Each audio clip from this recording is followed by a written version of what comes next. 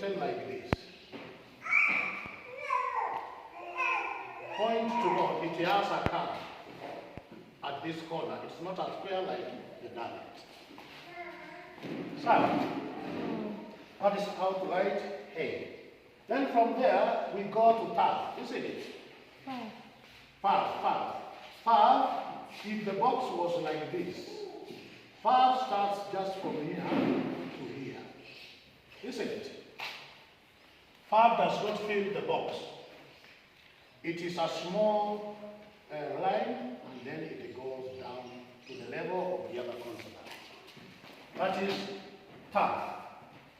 Then from Tav, we go to what? Zion. That is a Tav. Then from there, we go to Zion. Isn't it? You know how to write Zion? It's a Z. It is a Z, if you can do it like this. It is a Z. How to do it? You start from the top, and then you go down. That is Zion. From Zion, you go to Het. Isn't it? Het. Or you can pronounce it literally check. But it's Et. According to Hebrew, we pronounce the H-E. Et. H-E-T. It goes like this. It has a curve, and then it closes. That is the letter, the consonant Het. It is similar to the consonant A. But the consonant A does not close the top left. That means it has an air escape, her A. But this one, Et, it closes, it closes. So this is the consonant Het. From there, we go to the consonant what? Tet. The consonant Tet is written like this. That is how the consonant Tet is written. If you fail to understand how to write them, how to identify them, and later on the sound they produce, you cannot learn Hebrew. It will be very hard for us to learn Hebrew. So this is the letter Tet. From Tet we go to Yod. Yod is written at the top right. You draw a small curve. That is Yod. That is consonant Yod. Then from Yod we go to Kaf, isn't it? We go to Kaf. Kaf is an opposite C. The C written on the opposite side. C written on the opposite side. That is Kaf. It is sometimes what we call a dagesh. But in the advanced Hebrew, like the way I had written before, we do not have what? The consonant, the vowel, I mean. We don't have the vowel. Then from Kaf, we go to what? Lamed. Lamed, it has the first staff coming above the line, like this. Then it goes like this. It comes down, but before it reaches down, it goes like that. That is the consonant Lamed, isn't it?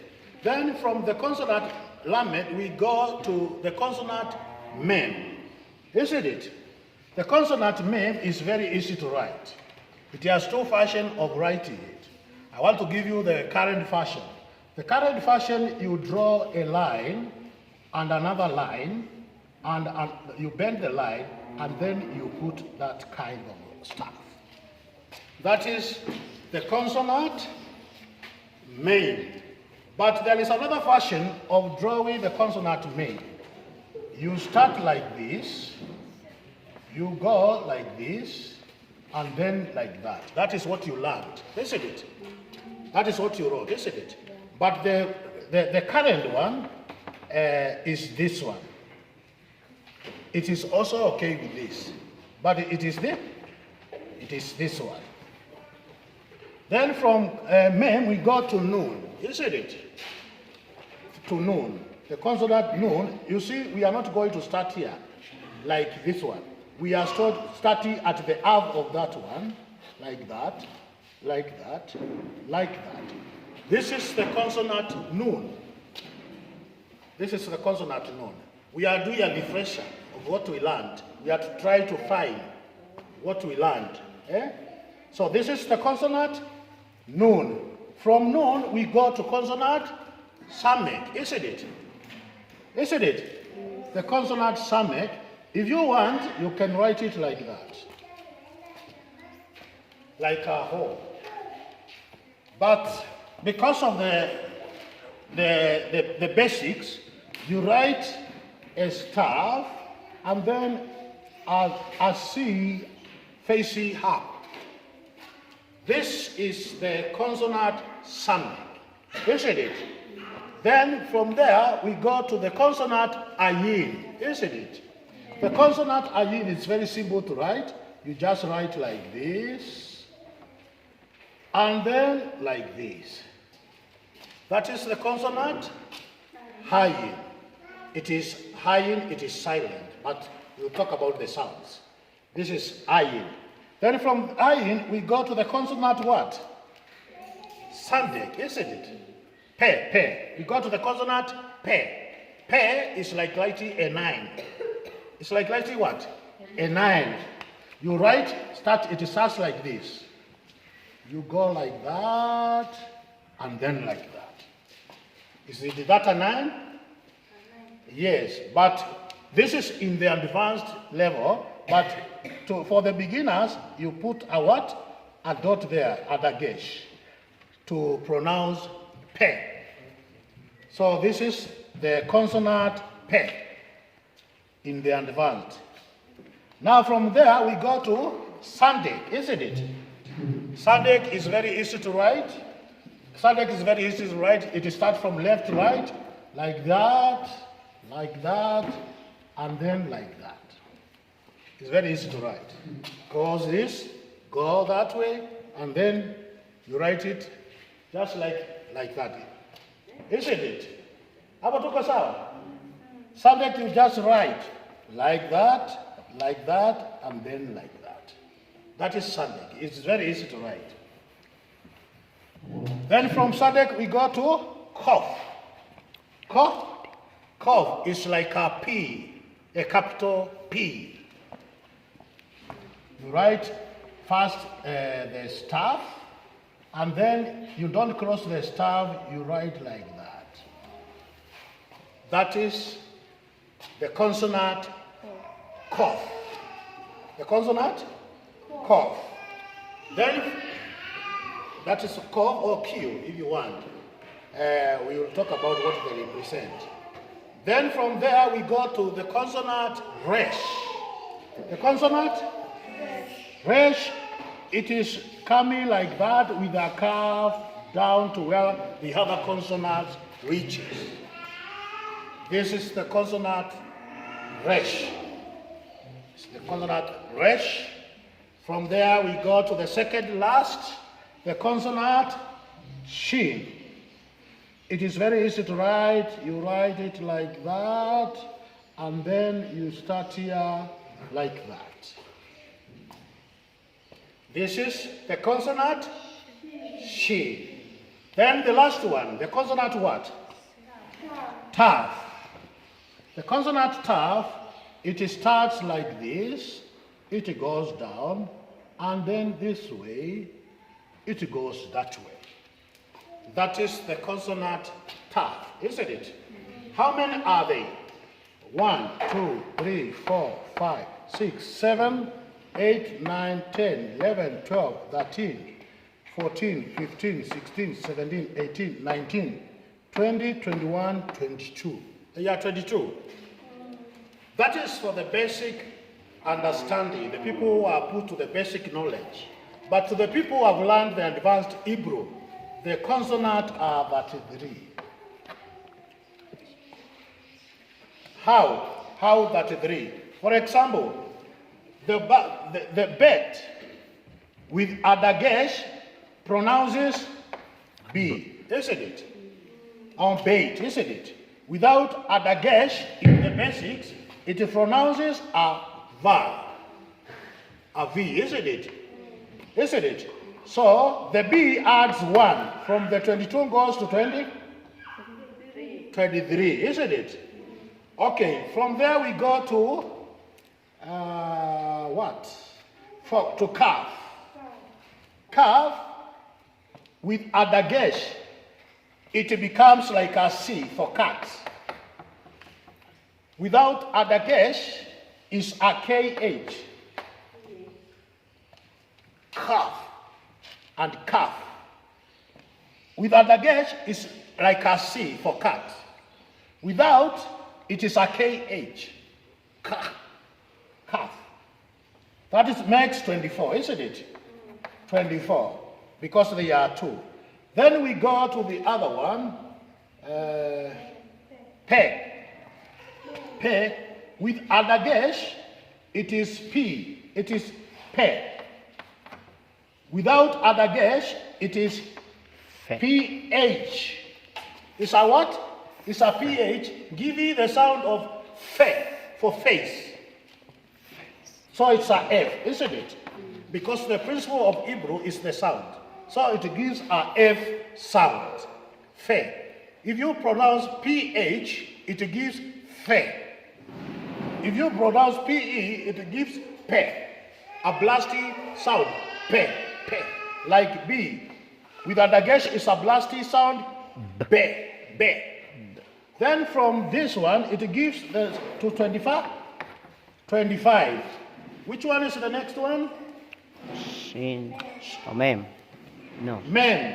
Mem.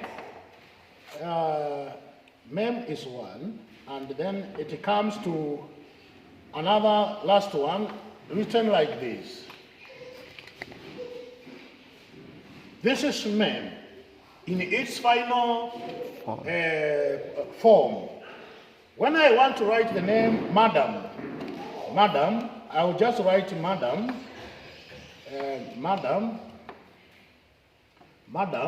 and then I'll write it like that. The last word will be like this. Madam, this is M-A-D-A-M. The final word is abort. This represents the final form of the letter what? Mem. Where's Mem? Where's Mem? This one.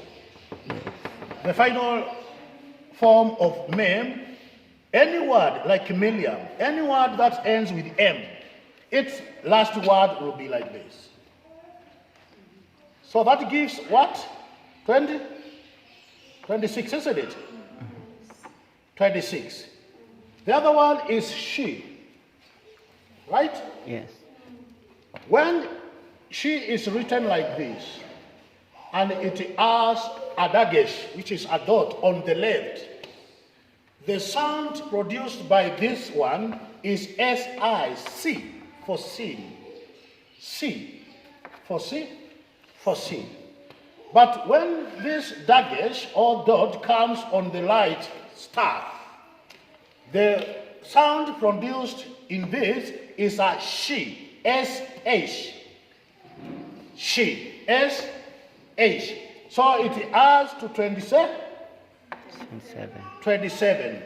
There is another one we have, the noon, isn't it? The noon. Final form. Huh? Yes, the final form. The final form of the noon. Now we wanted to see first how these duplicate. This is 1, this is 2, and this is 3. 3 plus 22, 25. Which other word is written on double? Calf is here. This is calf. Yeah? It is Z, no. Yeah? Pay, I have said pay. This is 1, bet. This is 2. This is 3. So 22 plus 3 is what? 25, isn't it? Then the final positions. The final position. The shin. You've not counted the shin. Shin. Yes. Shin. Yeah. That is 26, isn't it? Yes. There is another one. Yes. What? The We've the counted. vet. We've counted that. And bed, I have written that one. It's in the B. It is in the B. That gives what? 26. There is other words, 5 letters that give us final positions. For example,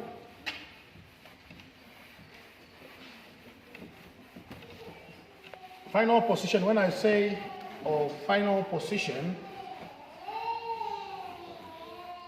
any letter that transforms itself when it is written the last in a word or a sentence, it is written differently in the final position if it falls on the 5 letters.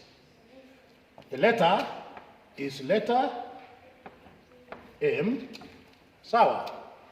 The letter is letter Kaf.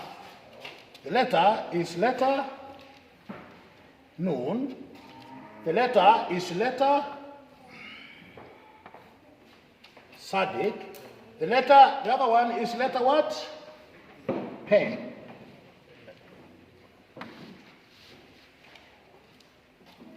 These letters reproduce. They add another 5. They add what? Another 5 in the last word. For tuliandika the word madam. This is madam. Madam. This is madam. The last letter will be written like that. That is the name madam, isn't it? Mm-hmm. This last form is called mem sofit. These last forms of these letters are called Kaf sofit, Nun sofit, Sadek sofit, Pe sofit. This is the last form of the letter Mem, which is like a box, isn't it? That is the last form. For Bandam, the last one, ikiapia mwisho in a change. If the letter ends with the gimel, ikiapia mwisho gimel will remain the same. It will never change its form. But for this one, if you are writing something and the last letter, the last in your word or whatever, is this, it appears in this, you will know how to write it in the last form. For example, calf. The last form of calf is like this.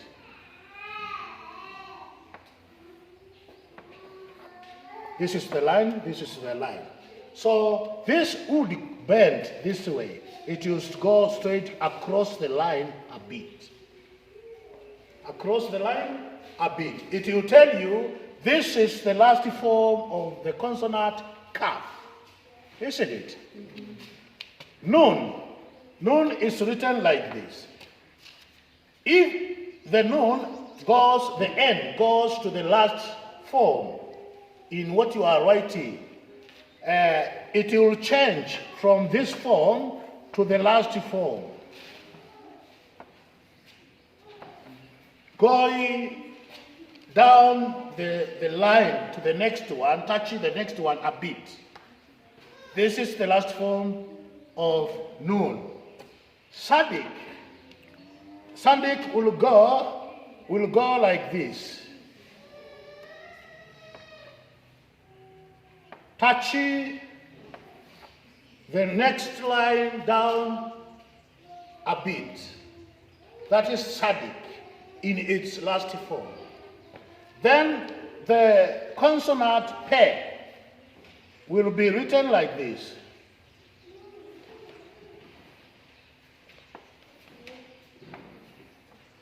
Touching the down line a bit. All these are Pek Sabit, Sadek Sabit, Nun Safit, Kaf Sabit, Mem Safit. In their last form, they change from the word Mem. They add another one, Sofit, Sofit, Sofit, Sofit, only this one. That's okay? Then for us to revise, ili turudi kwa our ordinary lessons or procedures of the Shabbat. I'll write another form of consonant and their possessiveness. They are called begep, kefa, kafet. You may write kafet. Beget, kefet, consonants. This word is coming from ile dot. Ile dot tunaita nini? Dagesh. Any dot ambayo unaiona katikati ya manamba inaitwa nini? Dagesh. Dagesh. Sawa? So inaitwa dagesh. Now, beget kefet are consonants that are loaded with a dagesh. That's okay? Consonant that appears with a dagesh. For example, the consonant bait has got what? A dagesh. This is a member of beget kefet. Of kefet letters. This is having a dagesh in the middle. The cough has also what? A dagesh. Isn't it? Cough second and dagesh. Then we have the peg. The peg has what? A dagesh, isn't it? Isn't it? These beget kefet consonants, initially they were 6. Gimel used to have what? A dagesh. Gimel used to have what? A dagesh. Another one? We have the final form of tav used to have what? A dagesh. But they are 6. They are 6.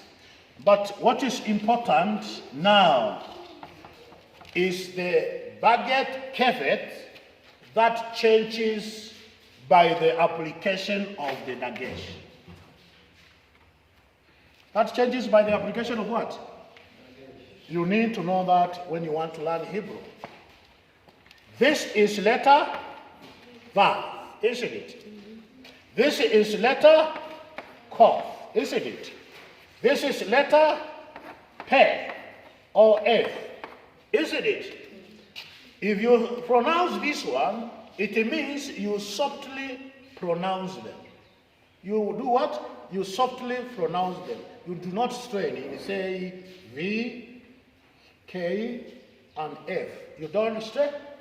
When you put a dagesh, you make the consonant hard consonant. And hard consonants, this dagesh means it must blast. B. It must blast. A blasty form. It makes it hard, not like V. Tunasema B. It must blast. Cough. It must blast. Peg. It must blast. It changes from a V to a B. Isn't it? It changes from a KH into a K. And the sound of a C. It changes from P, P-E, to a P-H, F. To a P. This is a P. It changes to a P when it has the dot. From a F when it does not have the dot. The beget kefa consonant are 6. Are 6 as we had written the gimel, the tav, and all that. But when we want to name them, we name them according to the 3, which have got all that changes of sound. Na tunajua zote ni nini? Ni tatu. Hiyo si ni sawa?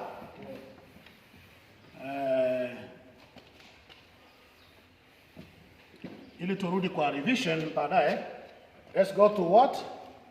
The what? The Nikud. What are the Nikud? The vowel, isn't it? The Nikud are the vowel. Let me start how it starts. It starts like that. It goes like that. It goes like that. It goes like this. It goes like that. It goes like what? Which one? One matter? 3 slanted. Like this. 1, 2, 3, 4, 5, 6. We have got how many vowels? 6, isn't it? What is this? This is called what? Upper touch. It has a sound of A. Upper touch with a sound of what? A. This is what? A kamas. It has also a sound of what? Ha. This is called what? A sele. It is actually in the bohi. This is the bohi. 2 dots, parallel dots are the bohi. It's a what? Tisare ama sare. Sere. Sawa. We have another one which is a circle. This is what? A irik. Hirik. It has a sound of I. Sawa. He. Hi. For irik. This is 3 dots. 2 at the top and 1 at the bottom. This is what? A sego. This is a single E. A single E. A sego. It's a single E. Then we have the last one. It's called what? A sheva. Ama a shiva. There are 3 slanting.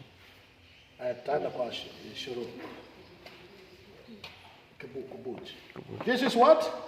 A Shiva. Shiva does not play much role. It only shortens the word. For example, when we have a double E and then there is a Shiva, double E is 2 dots, isn't it? And then we have 2 dots going down, which is a Shiva. This double E becomes a single E. So when I pronounce it, I'm not saying to say eh. Nitasema eh. Not eh. Nitasema eh. Because it has been cut by the Shiva. The Shiva purpose is to reduce it. It is bringing it to a short form to cut. It reduces eh to eh. It reduces ha to a. The purpose of this, if I write like that, and then the 2 dots, it tells me reduce that long, prolonged ha to a. Because the purpose is to shorten of the purpose of Shiva. It shortens the prolonged word, sounds, I'm a word. It cuts it down. So to ha. Isn't it? There is another one I'm reminded, which is called a kubut. Kubut. A kubus. Kubus produces a U sound, U. A U sound, U. Sawa. It produces a U sound. But there is another one, which also produces a U sound, and it must have a consonant. Which consonant is that? Which consonant is this? This is afar, isn't it? This is afar. When it has a dagesh at the middle left, when it has a dagesh at the middle left, it produces the sound who. Sawa. When it has a dagesh, when a verb has a dagesh on the left middle part of the verb, this is a U sound. For example, if I want to write boo, I'll write it like this, and then I'll write it like this, the verb, and this. That will be boo. This is bait, then this is you. Boo. Understand? But when I want to advance this, I'll remove the dot like that. This is the advanced Hebrew. When you learn Hebrew, you don't need the vowels. Like the way we have written here. You don't need the vowel. You just write boo. Right? Now, there is another one that takes the position of the vowel, and it has also a verb. It is called holam. Holam? Holam is a verb with a dagesh on top. When the dagesh stands alone, it becomes a helic, isn't it? But when it has a verb and it is on the top left, it becomes a horse sound. Yeah? If I want to write the first words of Moshe, I'll write it like this. And then I'll write the verb that way. And if I want to complete it, I'll write it like that. And then I put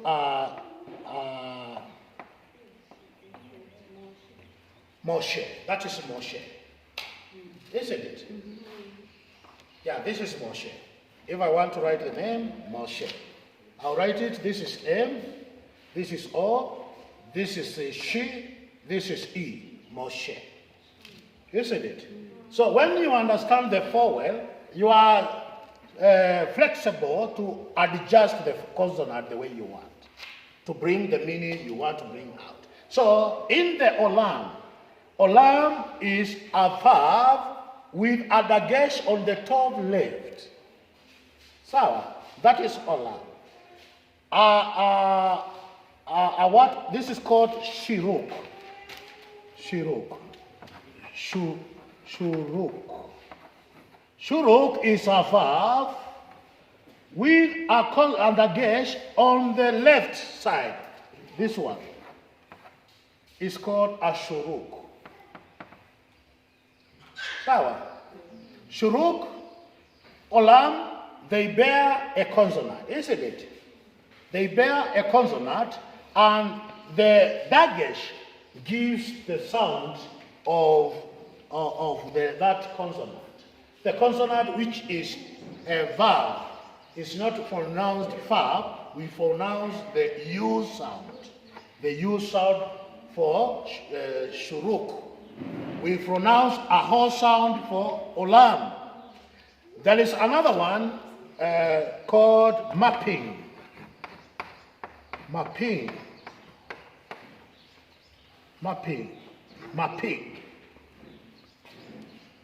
This is a possessive dagesh. It is found in the letter Tav.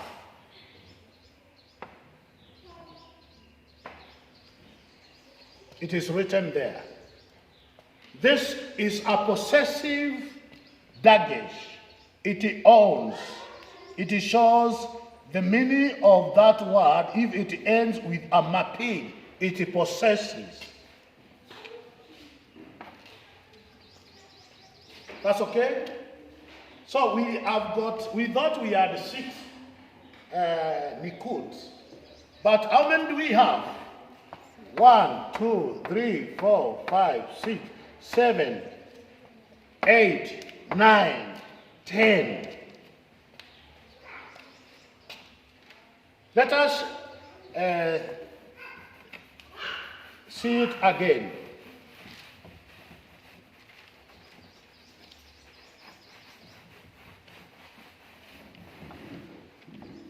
We want to write the name Moshe or the name Palestine, whichever name you want to write, isn't it? Tuandike nani Moshe ama Palestine? If I want to write Palestine, it starts, of course, with the what? Peg, isn't it? So you will find this letter in its final form like that. Then there are no consonants. We write the resh, the pa, it's the lamed, isn't it? Yes. Is it lamed? Lamed. Lamed.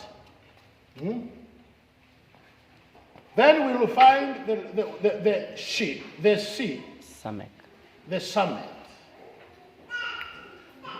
Yeah? The tough, isn't it? Yes.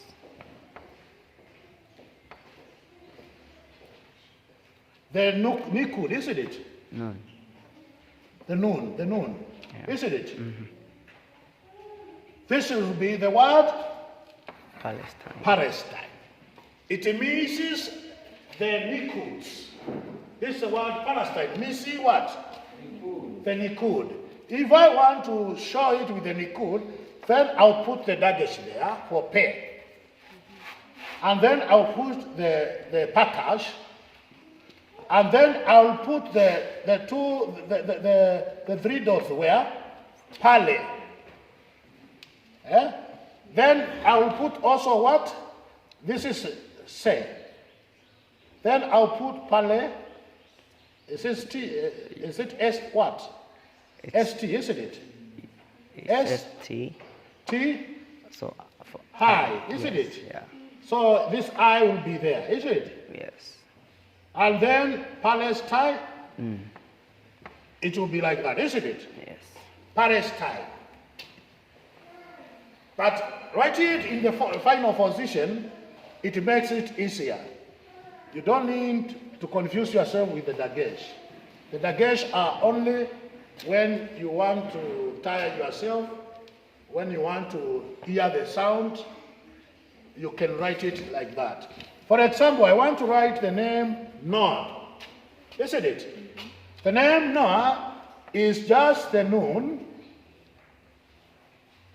and the what? The H. The A. This is the name Noah in the final position. But if I want to prolong it for beginners, then I'll write it like this. Noah. Then I'll write the final position of the A, and there is attached there. This is the word Noah, isn't it? You write the hand, you come to O, you come to A, and then the H. This is O, N, O, A, H. If I want to write the name of the Holy Spirit there, Ruach, isn't it? Ruach. Then I'll write like this. Then I'll write like this. Then I'll write like this. Is that right? But if I want to write it in the final position, I'll write just like that, and then like that. That is the Holy Spirit. Wow. Isn't it? Because this is R, isn't it? Then this is O, isn't it? This is a CH, isn't it? A CH. Roak. Roak. Roak. This should be U. This should be U, isn't it? Ro. Ro. This is Ro.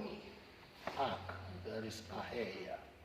Rohak. And then CH. Wacha niandika mzuri to confuse. This is the H, the S, the harp, I mean. This is the verb with a dot on the middle, in the middle of the left. It's called a what? A U sound, isn't it? Ru. Then there is the CH, but before we reach the CH, there is a patach. This is a Ru, a CH. This is R, U, A, and then CH. That is Aruach. Means in Hebrew the Holy Spirit. Sawa? Hiyo ni sawa? For Moses tumeandika, si ndio? Si Moses tumeandika?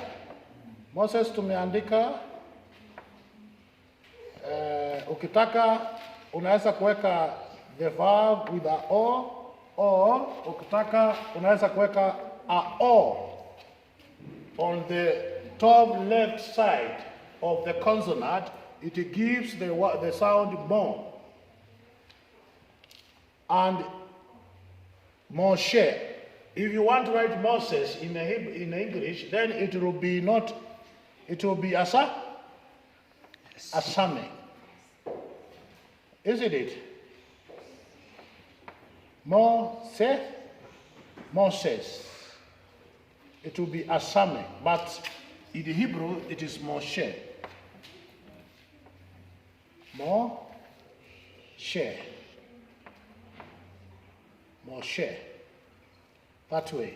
This means when I put this one, it's just to guide you, to tell you this is a SH.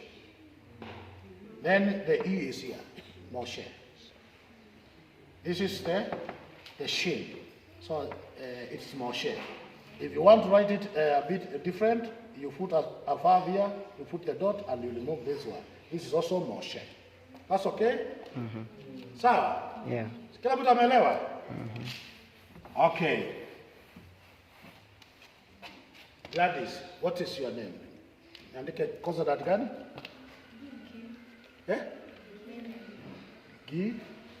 Gimel?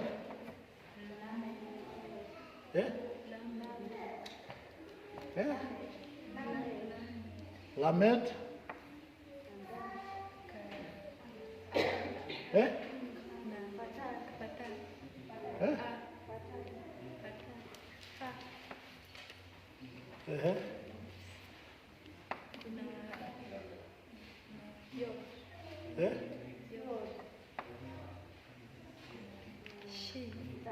She gani? Same.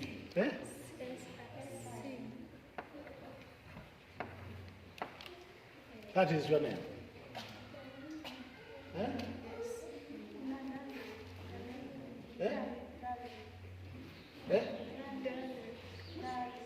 G L B Y. Siko hivyo, si ndio? Siko hivyo. Hapo sawa. Siko hivyo. That is the name? Gladys. Another? Rose, what is your name? Resh? Rose? S, Ama? S? S?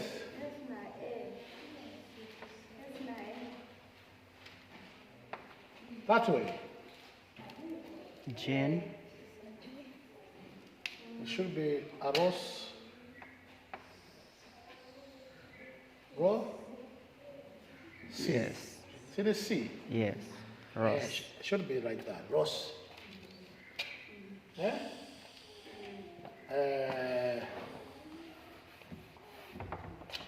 We want now to write the Hebrew alphabet. Sawa, Victor, nisomee zote bila kuangalia kitu.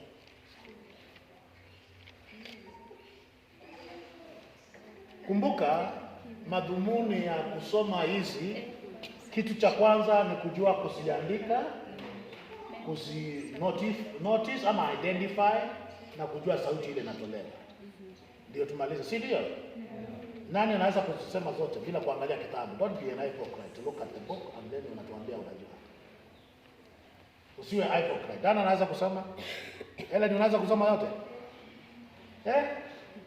Wacha tuimbe wimbo si ndio?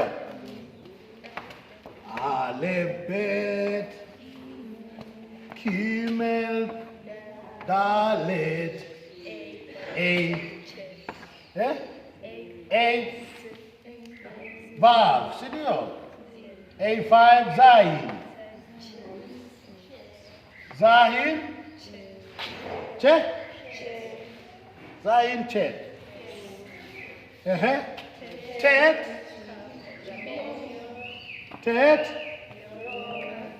Ted what? Yond Kaf Lamed Mem Nun Samek Ayin Pei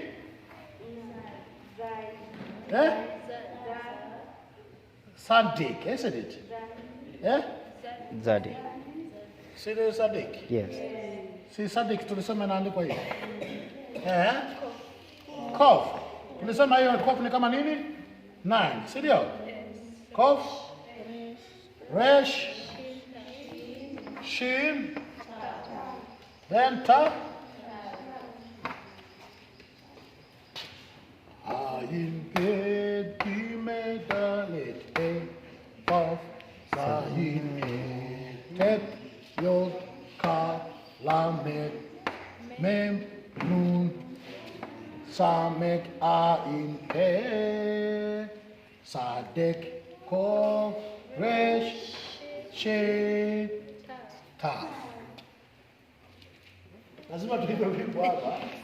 Hapa kuna wimbo inaibwa. Haya twende pamoja. Aleph Bet Gimel Dalet Vav Zayin Het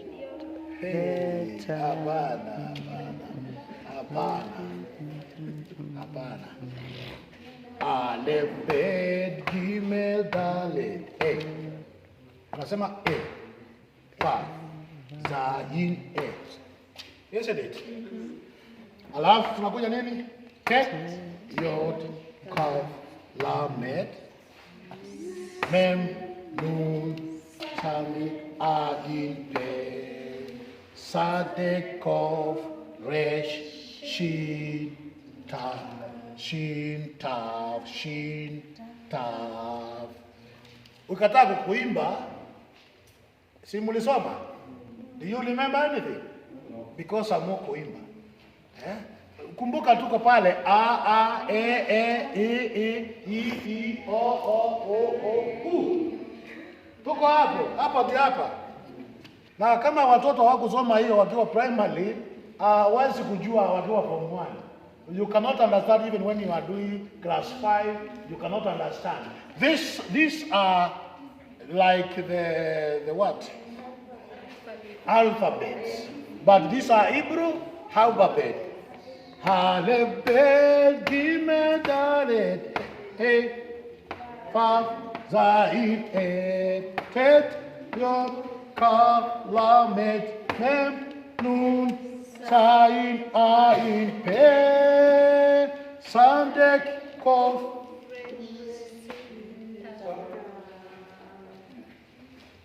Haya, Helen, imba hii.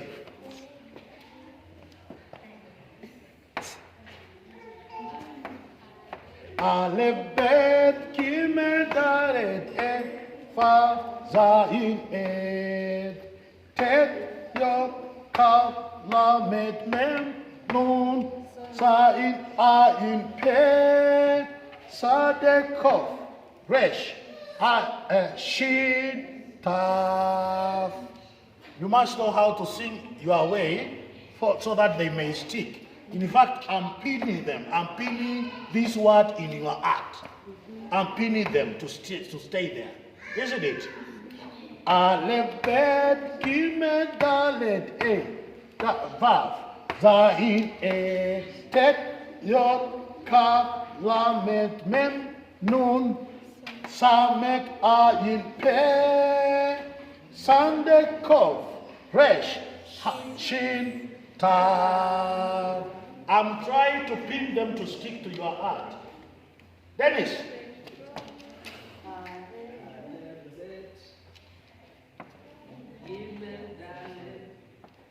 A. Vav. Zayin A. Tet. Vav. Kaf. Lamed. Mem Nun. Samek. Hayin. P, Z, Sam, Kof, Shin,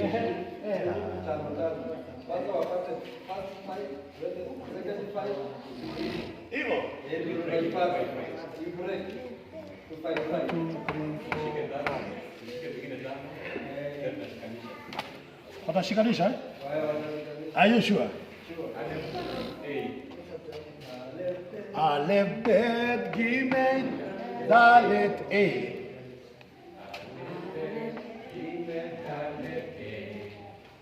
Aleph, Bet, Gimel, Dalet, A. And then Vav. And then Zayin. And then H. And then Tet, isn't it? So kutoka H to Tet. Si ndio? Hiyo ni ngapi? Tet, Yod. Yod. Haya, twende. Hello, Victor, twende. Tukataka kusikia sauti kutoka pande hiyo. Aleph, Bet, Gimel, Dalet, A. Vav, Zayin, A. Sinaenda kweli? Are they flowing? They are not flowing. They flow this way. Aleph, Bet, Gimel, Dalet, A ikuje baadaye, si ndio? A ikuje hapo. A, Vav, Zayin, A, si ndio? Alafu yangu line nyingine Tet, si ndio? Tet, Yod, Kaf, Lamed, si ndio? Hiyo ikuwe line nyingine. Iko na ine lakini wacha ikuwe tu. Aleph, Bet, Gimel, Dalet, A, Vav, Zayin, A. Tet, Yod, Kaf, Lamed, si ndio? Alafu tunaenda kwa Mem, si ndio? Mem, Nun, Samet, Mem, Nun, Samet, Ayin, Pe. Okay, twende. Aleph, Bet, Gimel, Dalet, A. Vav, Zayin, A. Tet, Yod, Kaf, Lamed, Mem, Nun, Samet, Ayin, Pe. Si hapo tuko sawa? Hapo tumeflow. Haya, twende kwa nini? Sadik. Twende kwa Kof. Then kwa Resh, isn't it? Tabu itakaa peke yake. Shin, Tav. Haya, wacha tuone. Aleph, Bet, Gimel, Dalet, A. Vav, Zayin, A. Tet, Yod, Kaf, Lamed, Nun, Samet, Ayin, Pe. Sadik, Kof, Resh, Shin, Tav. Si nakaribia? Si hapo nakaribia? Haya, twende. Aleph, Bet, Gimel, Dalet, A. Vav, Zayin, A. Tet, Yod, Kaf, Lamed, Mem, Nun, Samet, Ayin, Pe.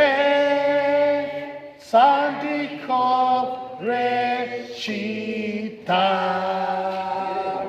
Si hapo pale? Haya, okay. Aleph, Bet, Gimel, Dalet, A. Vav, Zayin, A. Tet, Yod, Kaf, Lamed, Mem, Nun, Samek Ayin Pe Sadiko Reshita. Siko karibu. Siko karibu. Siko karibu. Another one. Alebet Kimetale. Hey. Look. Tet Yod Kaf Lamed Mem Nun Samek Ayin Pe Sadiko Reshita. Iko karibu. This side. Alebet Gimel Dalet He Vav Zayin He Det Yod Kaf Lamed Mem Nun Samek Ayin Pe Sadiko Reshita. That side. Aleph Bet Gimel Dalet He Vav Zayin He Het Yod Kaf Lamed Mem Nun Samek Ayin Pe Zadiko Reshita. Again. Aleph Bet Gimel Dalet He Vav Zayin Het Det Yod Kaf Lamed Mem Nun Samek Ayin Pe Zadiko Reshita. Water. Shouting. Aleph Bet Gimel Dalet He Vav Zayin Het Metet Yod Kaf Lamed Mem Nun Samek Ayin Pe Zadiko Reshita. Kila mtu amekamata kitu. Mtasahau. Nataka kuandika ya mwisho.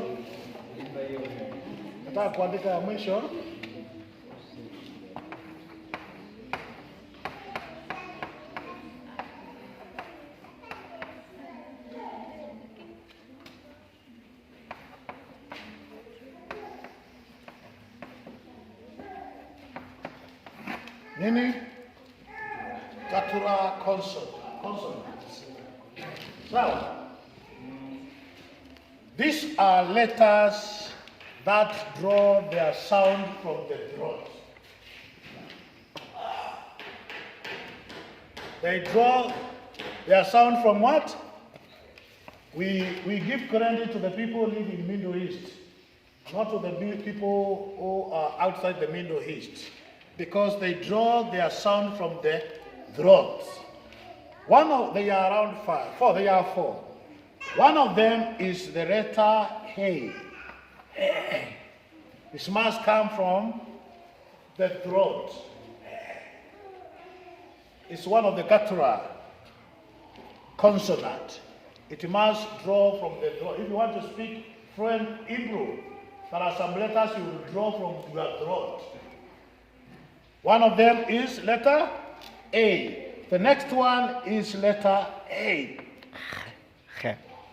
Hate. It must come from the throat. Sawa. The other one, which is very simple, we take it very simple, comes from the throat. The letter Hale. Must come from the throat. Hale. The last one is what? Hale. Eh? Ha. Ka? Ha. Which is the last one? Mashiach. Ha. Melech. Which one? They are four. Calf. The calf. Yeah. Calf with yeah, that one.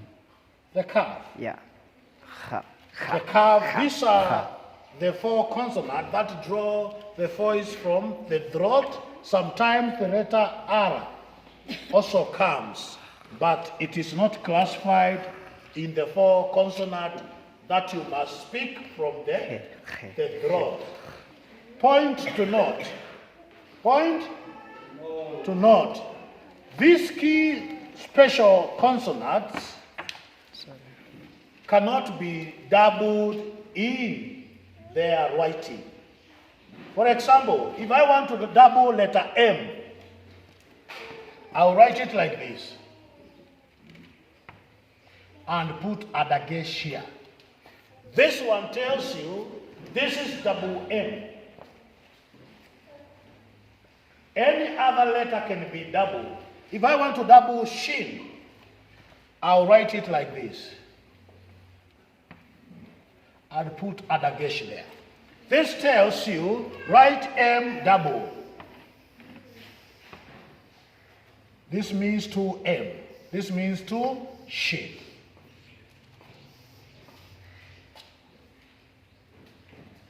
If I want to double letter Nun, I just put a dagesh where? There. It means this N is double when you are writing it. But I cannot put it for H. You cannot draw 2 times from the throat.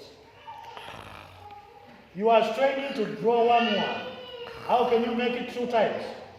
You cannot. That is why they are said they are guttural consonants that are drawn from the throat and cannot be doubled. But any other letter can be doubled by putting a consonant in it. If I want to double this one, I just put it there. I just put it there, and this will be a double pair. If I want to double the dalet, I'll put it there.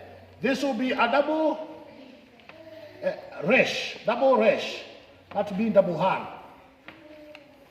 If I want to double she, I'll put it there. That means this is a double she. This is R also, isn't it?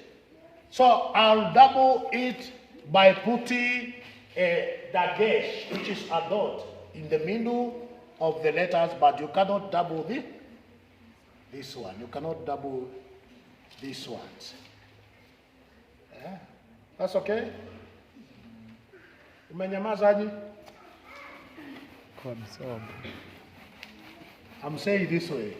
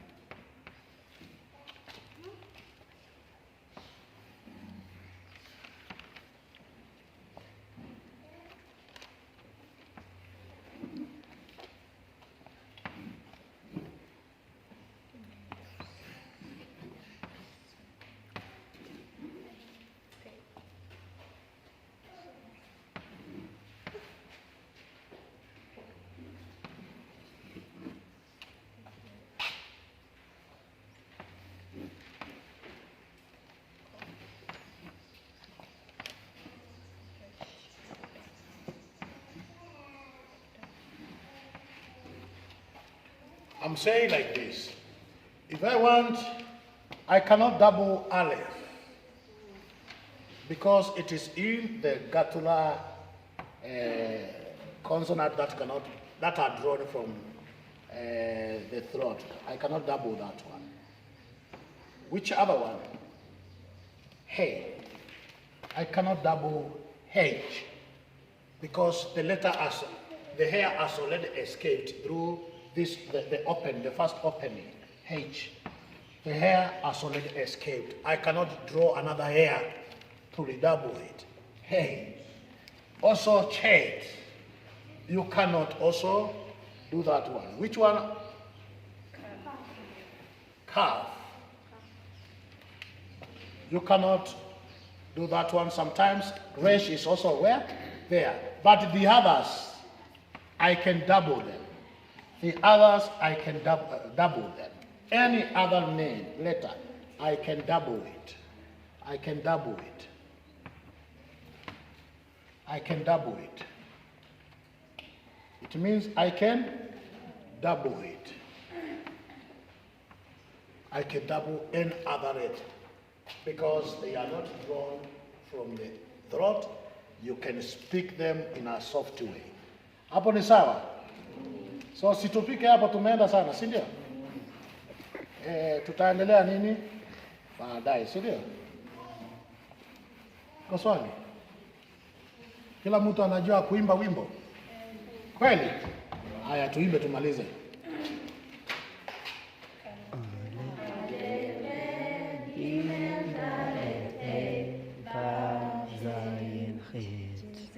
Zahin. Zayin Chet.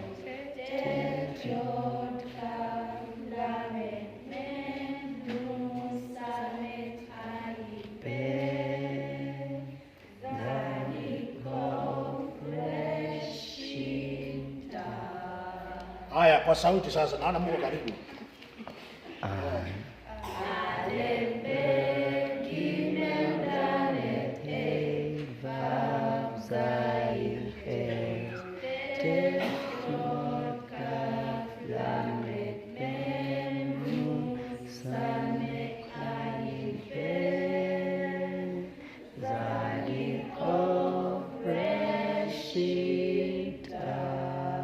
Haya, this side.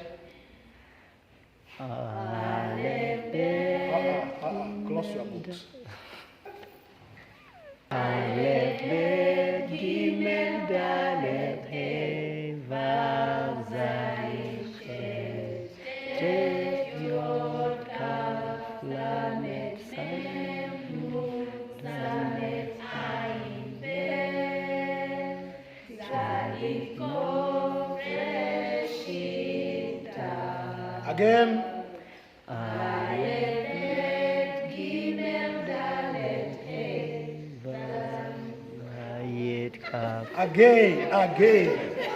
Again.